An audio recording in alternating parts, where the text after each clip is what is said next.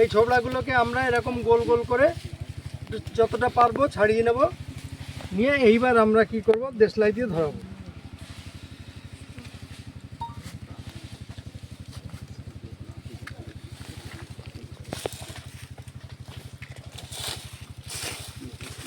আমরা রাতের বেলা এরকম ক্যাম্পে একা একা থাকি, তোমরা থাকতে পারবে?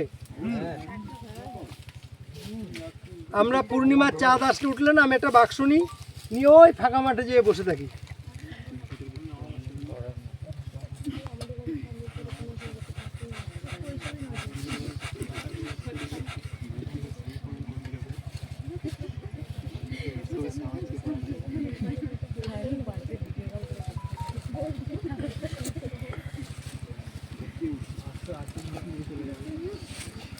এই দেখো, আমরা এটাকে ধোঁয়াটাকে ধরিয়ে নিলাম। হ্যাঁ ঠিক আছে, এটা হাপড়, জাস্ট এটা ধোঁয়া দিলে মৌমাছির চোখে জ্বালা করে, জ্বালা করলে মৌমাছি কিন্তু শান্ত থাকে।